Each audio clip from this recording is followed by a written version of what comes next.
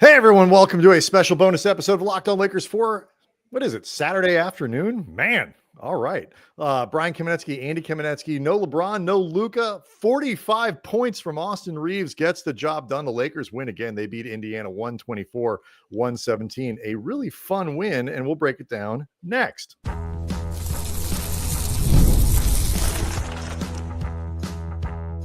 You are Locked On Lakers, your daily Los Angeles Lakers podcast, part of the Locked On Podcast Network, your team every day. Thanks to everybody for making Locked On Lakers your first listen of every day, Monday through Friday, sometimes on Saturdays. No matter how or where you get your podcasts, this one's always free, never behind paywall. Locked On Lakers on YouTube is where you go hang out with over 31,000, I think now. I mean, I you got to check all the time now because the subscribers are still pouring in. We really appreciate all the support for the channel. Welcome if you are a new subscriber, a new viewer to Locked On Lakers. We are really excited to have you. Saturday, Andy, was a day that looked like it could be a rough one for the Lakers. LeBron James sitting down with a sore ankle. Luka still not quite ready to make his Lakers debut. So obviously a lot of talent sitting there in street clothes against a pretty good Indiana team. But they use a huge first quarter, get out in front, never relinquish the lead. Final score 124-117. This is a nice win for the Lakers. Yeah, it definitely helps that the Pacers didn't have Miles Turner in terms of evening things out a little bit. But the Lakers missing LeBron and Luka Doncic, Mark Williams still has. Oh, I forgot. Yeah, not with the team. Yeah, I don't know if if the deal is not completely gone through, like complete in the sense that I don't know if Dalton Connect hasn't taken his physical. JJ alluded to something with the deal not being done yet, and so he can't play. There's no worry he is going to be available for the team this year. He is probably going to play on Monday along with Luka, but the Lakers were still playing at a shorthanded state, and you get 45 points from Austin Reaves, 14 of 28 from the field, 4 of 9 from behind the arc, 13 of 13 at the line, 7 assists, 7 rebounds, 3 steals. And then I thought it was a really good showing of other guys stepping in to fill the void as well. Like Rui Hachimura would be, I think, the next guy in line in terms of counting points production that you would expect to help fill that absence. And that you need. Right. That you absolutely need. And Rui did it. 24 points, 8 of 13 from the field, 6 of 6 at the line, 2 of 3 from behind the arc, 9 rebounds. Happy 27th birthday. Stop there for a second, because the 9 rebounds, I think, is, you expect the points and you need the points from Rui, but you also really need the work on the glass. And Rui's rebounding up and down over the course of his NBA career. They needed it today and they got it. And that, for him to rebound well makes him a very different player. Yeah, it's 7 rebounds in, I don't know, the first maybe 14 minutes of this game, 18 minutes of the game. Happy 27th, by the way, to Rui. So there's a fun birthday present for him. And then, Jackson Hayes, a near double-double, 9 points, 12 rebounds, and 2 blocks. 7 assists from Gabe Vincent, 6 assists from Dorian Finney-Smith, 10 points from Jordan Goodwin, who I'm sure a lot of folks aren't even quite familiar with Goodwin. 4 of 7 from the field, closing minutes, and 25 minutes for Goodwin. It was just a really nice example of guys stepping up when needed. Vanderbilt had the energy and disruption that you expect from him. Over 20 minutes to go along with 6 rebounds. Dorian Finney-Smith, I mentioned the 6 assists. He had a mother of a blocked shot coming in from the weak side. Just it's everybody. Like, you got 8 points from Trey Jemison. You got a 3 and a near ejection. Yeah, it's true. I actually probably should have been, but then, he's not making frivolous ejection money, man. Trey needs to be careful. But I was actually surprised that he wasn't ejected. I mean, they even blew the dust off Markieff Morris and got him out there for 6 minutes. He had a 3, so good for him. But like I really like this game, not just because it's another example. Like, Lakers piling up these wins that give them some flexibility in the second half of the season when the schedule, as we've talked about all year long, gets very challenging. Just, many more games against the Western Conference. That is just significantly tougher than the East. So if you're playing in conference, the games get harder. You want a little bit of that padding and that wiggle room to win a game without Luka and LeBron and Mark Williams and Max Christie, who's gone. And I'm just talking about guys who are normally available in your rotation. Like, you're running out of players. And, Dalton Connect's not available because he's gone, but the guy who replaced him isn't in the lineup yet either. So you're digging really deep into your roster. And they've talked all season long about being an execution-based team. And one of my major complaints is execution-based teams play well even when guys are missing. They continue to execute. And one of the things that has been, they may not win. I don't say, like, you take star guys where sometimes the talent on the other team is too much and whatever, but you sort of play fundamentally sound and well, and you follow your principles and all that. And one of the things you feel like you're always giving yourself a chance to win, even correct. if you don't. So you can win by sort of setting the floor high, and sometimes the other team just won't meet it, and that can happen. The last 2 weeks when they've had guys in and out of the lineup, playing games without AD, playing today without everyone, the level of one of the reasons they've been so successful is the level of execution really has gone up. And I think you saw that in a great example Saturday afternoon. And that is why, in addition to effort, hustle, all that other stuff, you can win a game with Jordan Goodwin, who literally was brought in like yesterday. I believe they signed him on Friday and let Armel Traore go. Maybe it was Thursday. He's not been there long. And you're getting 25 minutes from him. You're playing 12 minutes for Jemison. Guys are playing big minutes some of them who don't normally play at all.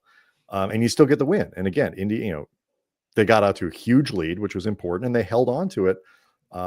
This win is going to benefit them a lot in that quest to stay in the top six and out of the play-in.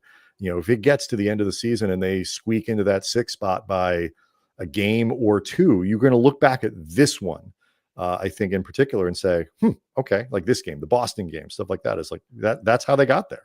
Yeah, there are execution elements to the way they won that I think you're talking about just what happened on the court. There was a possession where they forced Indiana into a 24-second violation where every single Laker on the floor played some role in disrupting what Indiana was doing, making a guy pass up a shot, give up the ball or whatever. I think you're seeing certain things over the last few weeks in terms of the way JJ's asking him to execute. Like, one thing that jumps out at me that I think is really great is Jackson Hayes defensively has been out on the perimeter guarding more often than certainly was last year, but I think sometimes even earlier this season. Jackson is actually better, I think, in space along the perimeter, moving his feet, than he is guarding the lane. It doesn't change the fact that sometimes you need somebody of his size doing that, and it's not always ideal when you're asking low men to rotate or whatever. But I like the idea of playing to what he's better at and adjusting, executing around that, as opposed to trying to force different people into doing things they're not as good at. You can get a better version, I think, of Jackson, a more disruptive version of him this way. And then also Austin Reaves, obviously he had a phenomenal game. 45-7. We haven't given the full line. 45-7-7. Just saw this tweet from Dan Wojcicki. The list of Lakers players to have games 45-7-7: Elgin, West, Magic, Kobe, LeBron. So that's the list he joined. Yeah. And it's also coming off the heels of Thursday against the Warriors, where Austin struggled a lot. Like, he got to the line, I think, double-digit times. And in that sense, he found ways to help. But it was not, I thought, a particularly strong game for Austin on either end of the floor beyond that. So to have not just a great game like Austin did tonight, but on the heels of a game like that, I think matters. And this Pacers team has a lot of athletic defensive guys that they can throw at Austin and try to disrupt him, especially knowing, like, he's going to be the focal point of a lot of what they did in this game, and he thrived anyway. Like that is a great showing from Austin. I just think that the confidence this really provides, like, this is not a takeaway game, like in terms of how the Lakers are going to play, what things look like. 3 of their 5 starters were not playing in this game, presumed starters going forward, Luka, LeBron, and Williams. There's nothing about what they did today that you apply, post All-Star break. But what you can take is the level of confidence this gives guys like Reaves, Rui, Jackson, players, to have an opportunity to show and kind of like be the guy, so to speak. So when you are called on to do things in high leverage situations, your role decreases, but your confidence is there. You can do it, and the confidence that other people have in you, that you have in each other, I think goes up. I mean, it's not a significant win in the sense of revealing how they play. It is a very significant win, I think, for the culture of the team. And one last thing before we go, we mentioned Goodwin.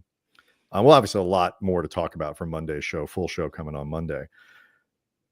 Goodwin is a sneaky example of how they've shifted this roster in other ways to orient to winning this year. At the beginning of the season, the Lakers had 3 development guys essentially as their two-ways.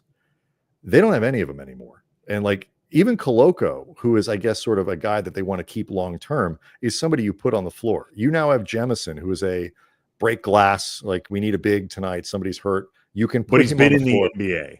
Correct. You can, Jordan Goodwin has 120 NBA games. He's not a long-term guy you build around, but he's a guy you can put in a game when you need to, say, because half your lineup is out. And we saw it 25 minutes wearing a mask. Well, I'm not even totally sure that was Jordan Goodwin. I presume it was. They probably have rules around that. Like, that is another little shift that says this team is building to win something this year. And I think it's important. This is a fun win.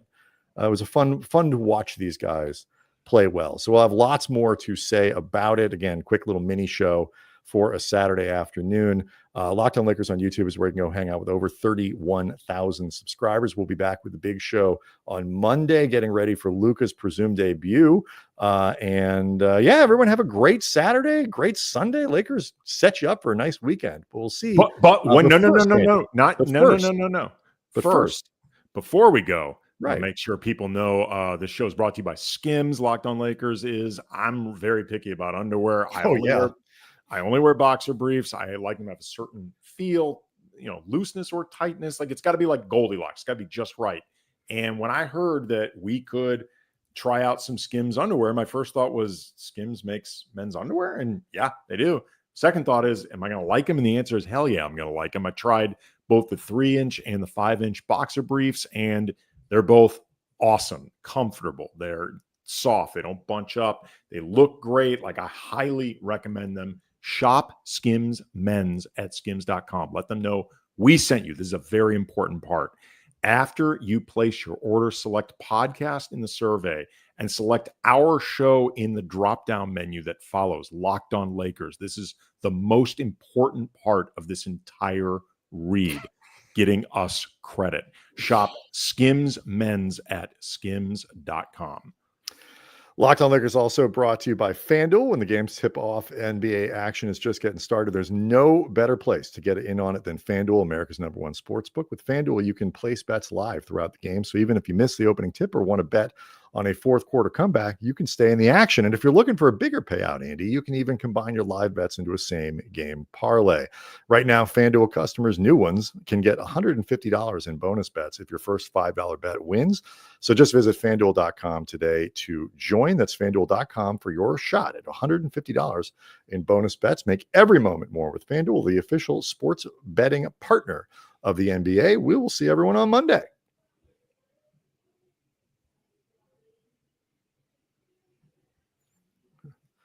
Do you mind